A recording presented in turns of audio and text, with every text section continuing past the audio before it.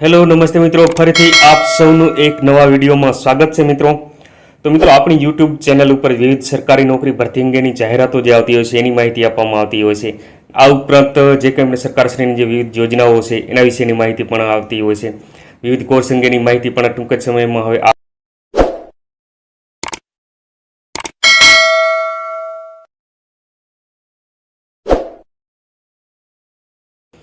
તો એને અનુલક્ષીને પણ જે ધોરણ 10-12 તેમજ ગ્રેજ્યુએશન જે કરી ચૂક્યા છે તો એ વિદ્યાર્થીઓ માટે ઉપયોગી અને મહત્વના કોર્સ અંગેની માહિતી આ ચેનલ ઉપર ટૂંક જ સમયમાં આપવામાં આવશે।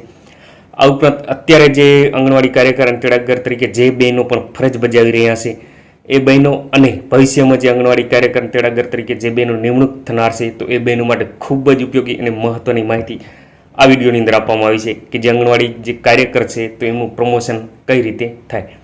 તો એના વિશે જોઈને પહેલાં મિત્રો, તમે જો ચેનલ ઉપર નવા હો તો ચેનલને જરૂરથી સબસ્ક્રાઈબ કરો, લાઇક કરો, શેર કરો અને ખાસ કરીને જે આંગણવાડી કેન્દ્રમાં જે આંગણવાડી કાર્યકર તેડાગર તરીકે જે બહેનો ફરજ બજાવે છે અને ભવિષ્યમાં જે બનનાર છે એ લોકો સુધી જરૂરથી આ વિડીયોને પહોંચાડો કે જેથી કરીને એ લોકોને ઉપયોગી મહત્વની માહિતી મળતી રહેશે।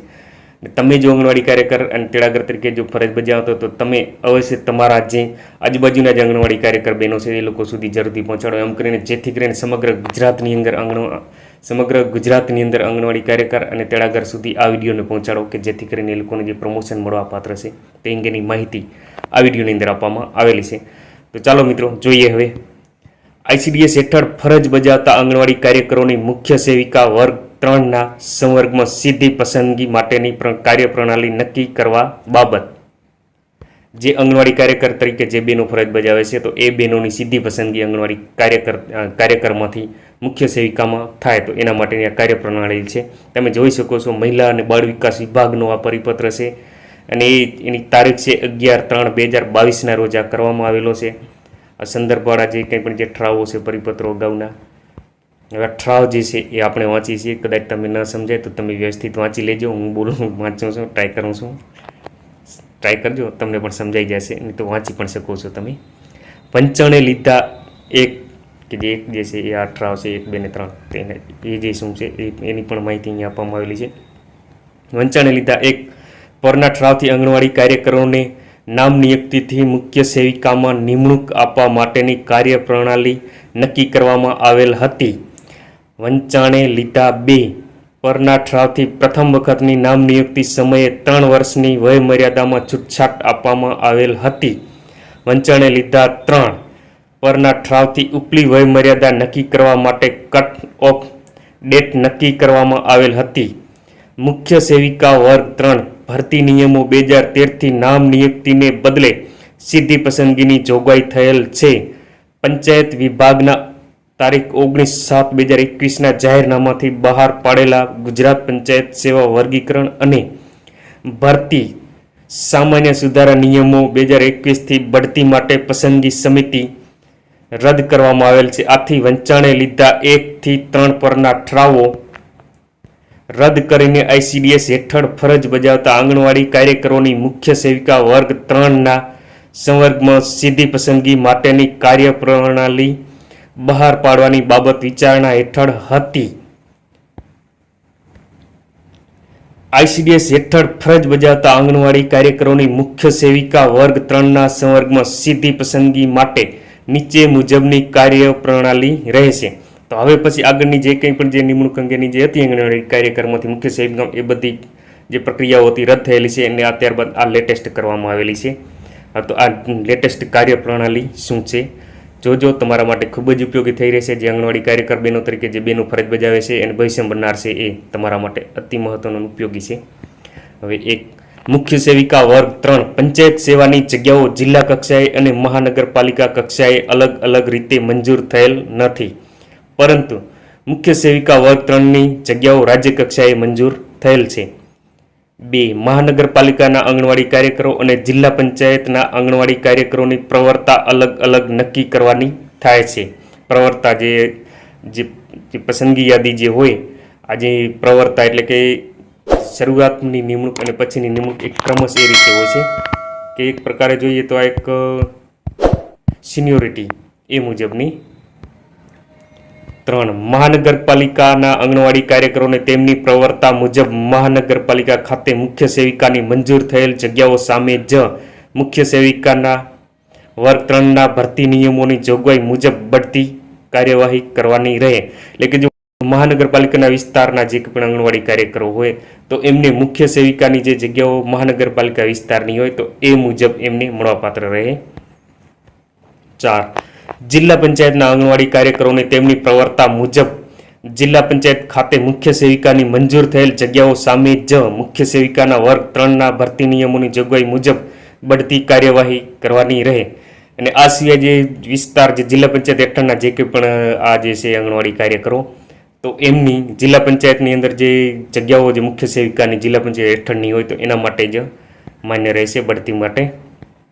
5. જે તે જિલ્લા પંચાયતના પ્રોગ્રામ અધિકારીશ્રીએ તથા મહાનગરપાલિકાના પ્રોગ્રામ અધિકારીશ્રીએ ICDS હેઠળ મહાનગરપાલિકાના આંગણવાડી કાર્યકરો અને જિલ્લા પંચાયતના આંગણવાડી કાર્યકરો તરીકેનો ઓછામાં ઓછો 10 વર્ષનો અનુભવ ધરાવતા હોય એવા આંગણવાડી કાર્યકરોની બંનેની અલગ અલગ પ્રવર્તા યાદી બનાવવાની રહેશે.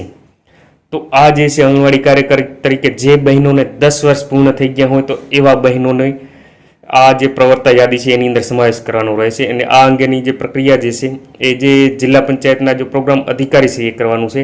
અને જો મહાનગરપાલિકા વિસ્તાર હોય તો મહાનગરપાલિકા વિસ્તારના જે તે પ્રોગ્રામ અધિકારીશ્રીએ કરવાનું છે. એટલે કે જે ICDSના અધિકારી તો એમણે આ પ્રક્રિયાઓ કરવાની છે. 6. પ્રવર્તા યાદી તૈયાર કરવા બાબતે સરકારશ્રીના નિયમો માર્ગદર્શિકા ધ્યાને લેવાના રહેશે. તેમજ પ્રવર્તા યાદીમાં અનુક્રમ નંબર, નામ, જન્મ તારીખ, જાતિ, નિમણૂક તારીખ, શૈક્ષણિક લાયકાત અને તાલીમની વિગતો દર્શાવવાની રહેશે. આ જે પ્રવર્તા યાદી છે એટલે કે જે સિનિયોરિટી યાદી આની જે આંગણવાડી કાર્યક્રમમાંથી મુખ્ય સેવિકા માટેની જે યાદી જે છે પ્રવર્તા યાદી તો એની અંદર દરેક ઉમેદવારોના અનુક્રમ નંબર, નામ, જન્મ તારીખ, જાતિ, નિમણૂક તારીખ, શૈક્ષણિક લાયકાત અને તાલીમની વિગતોની નોંધ રાખવાની રહેશે. 7. મુખ્ય સેવિકા વર્ગ 3ના ભરતી નિયમોની જોગવાઈ મુજબ પ્રવર્તા યાદી ધ્યાને લઈને આ સાથે સામેલ પરિશિષ્ટ 1ની ગુણ પદ્ધતિ પસંદગી યાદી જિલ્લા પંચાયતના પ્રોગ્રામ અધિકારીશ્રીએ તથા મહાનગરપાલિકાના પ્રોગ્રામ અધિકારીશ્રીએ તૈયાર કરવાની રહેશે. આ પસંદગી યાદી કમિશનર શ્રી મહિલા અને બાળ વિકાસના પરામર્શમાં બહાર પાડવાની રહેશે.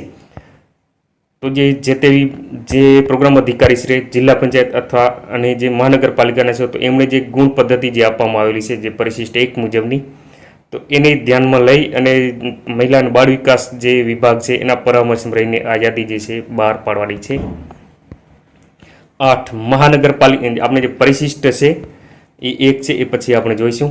હવે 8 નંબર જોઈ લઈએ. મહાનગરપાલિકાના આંગણવાડી કાર્યકરો અને જિલ્લા પંચાયતના આંગણવાડી કાર્યકરોની પસંદગી યાદી બહાર પાડ્યા તારીખે આંગણવાડી કાર્યકરની ઉંમર 45 વર્ષથી વધુ ન હોવી જોઈએ.